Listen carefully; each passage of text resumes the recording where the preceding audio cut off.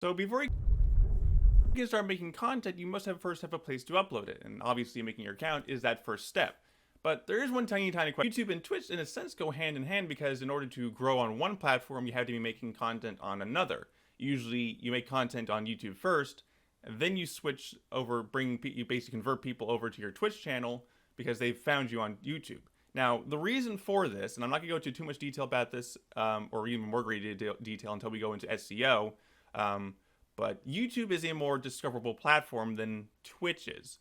People tend to watch one, two, maybe or two people at a time, maybe sometimes flip-flopping between them, which is something you should never do, but people do anyway. And then they just move on, and they don't really watch a whole lot of people. And there's a limited number of people that can watch your stream.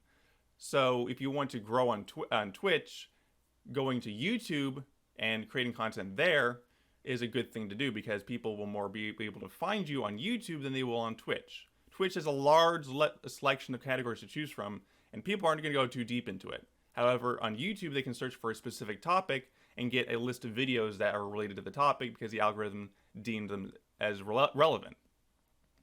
However, there are places like Picarto.tv where people like digital artists or painting artists or just traditional artists stream their art and their work as a job. Now, the reason why I mentioned Picarto specifically is because you could make content on YouTube and then move them over to Picarto. However, Picarto, from what I've seen, is a little more discoverable than Twitch is, or the equivalent in Twitch. Twitch has categories for art and stuff like that. However, it's buried very far deep into the search algorithm because Twitch is not very well known for it. It's very more known for gaming and esports. So as a result, you're better off streaming art on Picarto than you would be on Twitch, even if the viewer base is lower. Of course, though, we'll assume you want to get into the gaming and esports scene, and as a prerequisite to doing on Twitch, you must have a YouTube account. Because YouTube is owned by Google, you'll need to have a Google account to link this YouTube account to.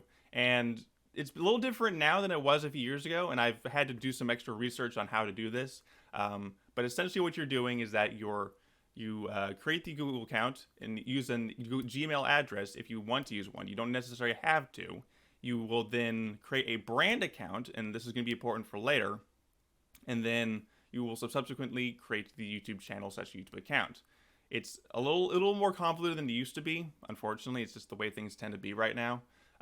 But this is all going to make sense in a minute. Creating a brand account will be important for this particular part of the course because having a brand account for Google will mean better discoverability on certain websites on YouTube. Here's a bit of a tidbit information.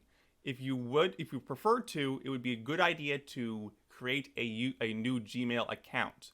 Now, the reason for this is because with this Gmail account, you can use it separately for business emails. I have a separate account for my main one, where I have my personal account where all my personal emails go, and then I have my business account, which is happyhomegamers@gmail.com. This is where I get all my business emails. That's where I have listed on my channel as my business contact place. This means that having your emails that are separate from your personal ones means shifting through them easier. If you ever get to the point in your career where you're getting a ton of sponsorship emails, and they will most commonly contact you through email, it will be easier to sort them through if you have something that is separate specifically for business, as well as YouTube notifications as well, because YouTube's real bad about it sometimes. We will also be creating a business account in this case. Reason for that is because it just makes it more sense creating a business account for Google. Therefore, it makes sense to make it for YouTube as well. It's not really that complicated. It's just that having this business account will mean that you would have much more control and much more options in managing this business because, as you may not know, YouTube channels are businesses. It doesn't look like they're businesses, but they are. Well, they look like businesses, but to the untrained eye, they look nothing more than endeavor that may or may not pan out. In the end, you just add a profile picture and your description as well as some social links if you have any at this point. You should by this point, though. And congrats, you now have a blank slate to start with.